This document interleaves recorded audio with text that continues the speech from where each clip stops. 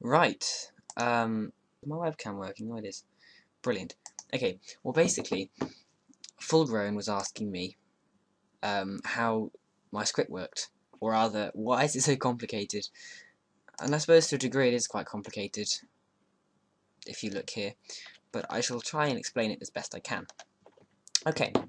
So, in fact, I actually can change some of this. So, if you watch me change it now, you'll understand why I'm changing it.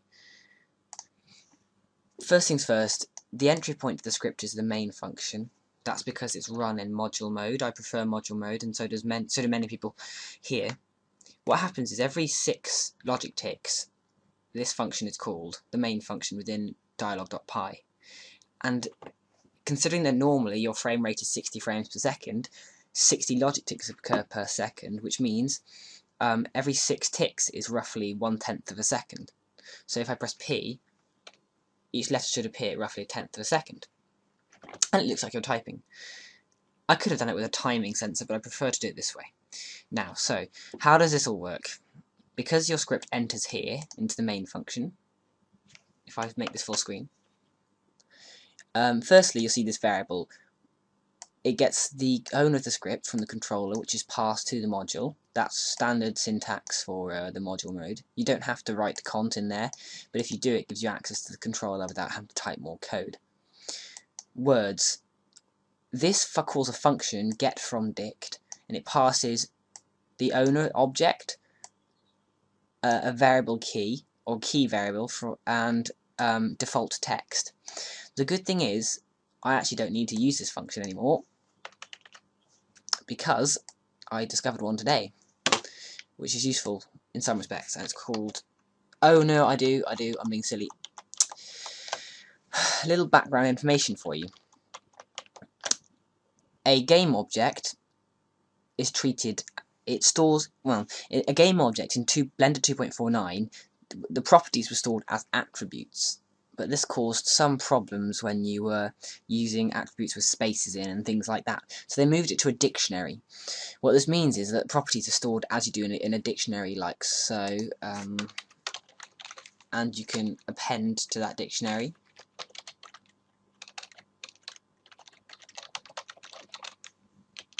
You can append to it, or rather you can set a key. So my, oh, what have I done? Okay, my dictionary key equals 1, provided that you make that a string or you make that a certain data type. I think keys can be any format, actually. They don't have to be strings, they can be numbers, even classes and things like that. So it's very useful, but don't worry about that for now. The problem is that although game objects are treated as dictionaries, they don't have all the attributes of a dictionary. The reason this is bad is because here I have simply made it that if you don't have a property called words, it calls a function which creates that property and sets it to this value. You could do that with an if statement, but this just shortens the amount of code you need.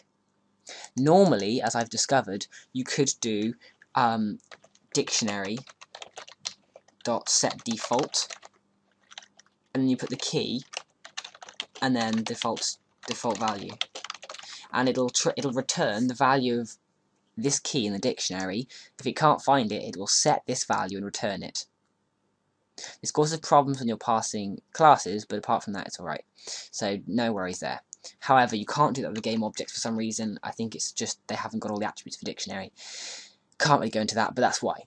So what this does, it gets your dictionary. It tries to call the value of the dictionary with the key. Otherwise, if it fails because the key doesn't exist, it creates that key, sets its value to the default variable, which is passed as hello world, you haven't written a string, and then it returns that value. Okay? Displayed.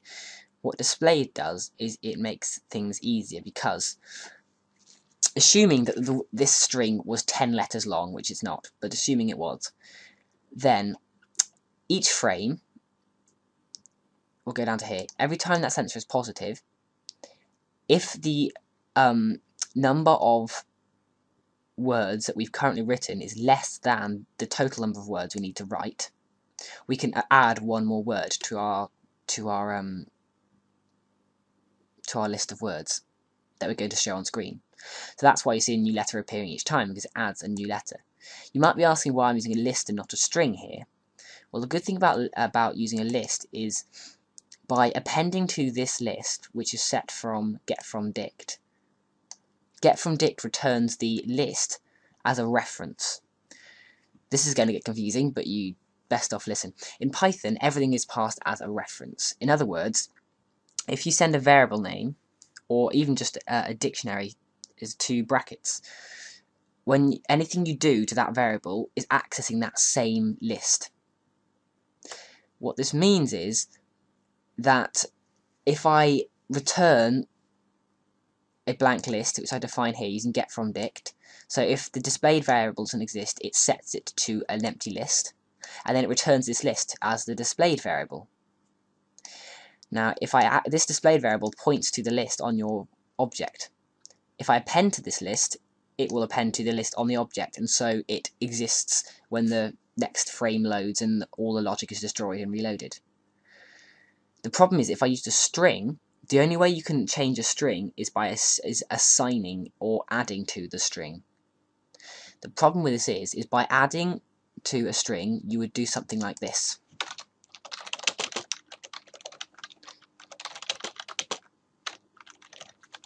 Or, if I can type today, the problem with this is this, assuming you've predefined your string here, as we did with the variable displayed, which isn't a string, but just go with it.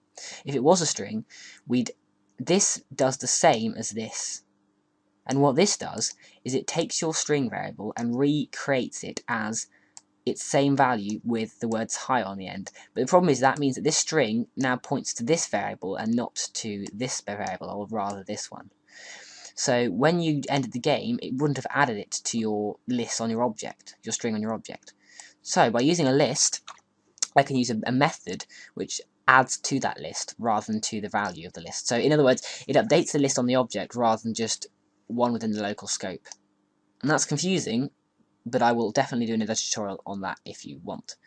Last message is just the last message in words that you wrote, and it uses this one here if you haven't defined it.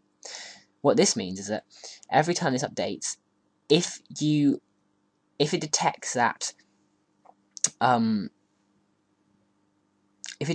the last message it detected it was going to write is different to the one that you're currently writing, it has to stop, delete all the characters, and restart. So that's how it all works. You might be asking, how am I displaying a list as text? Well, strings have this function called join, where you can take a list of strings like this,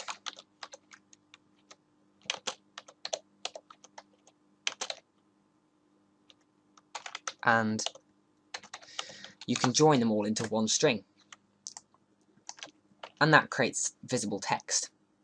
So, as a final overview that you can sort of understand what I'm doing now, this tries to get the variable words from your dictionary, which is an object. If it doesn't get the variable, because it doesn't exist, it creates it and sets it to this value here. Displayed tries to get a variable displayed off your dictionary. If it doesn't exist, it creates a list and returns that list. It returns a reference or pointer to that list. A bit like it returns the post box or the postcode to this list item, which we can all access. Last message tries to get the variable last message from your object. If it doesn't exist, it creates it with a value of the words that you're going to display. This checks if the words that you're going to display is different to the message it's expecting to write. If it is, it prints the fact that you've changed your message mid-typing, or you've changed your message full stop. It then deletes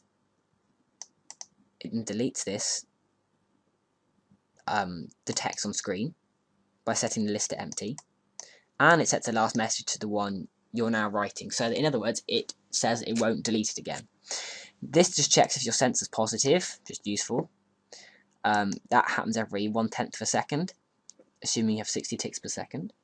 Then, if the number of characters in your list of words on screen is less than the amount of characters you need to write, it will add one more character, and by doing this, this bit here takes the length of your list, which is the amount of characters you've written, and the useful thing about this is that because Python starts indexing at 0, the length of your list will actually be one more than the index.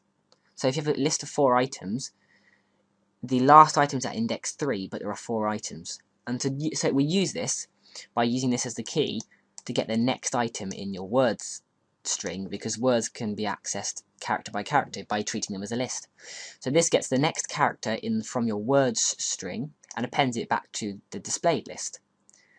Lastly, the text variable, which is shown on screen, joins each character in this list of strings into one big string, which we can print on screen. That's all I'm going to do to keep it short. If you found that useful, good. Otherwise, tell me what I can improve.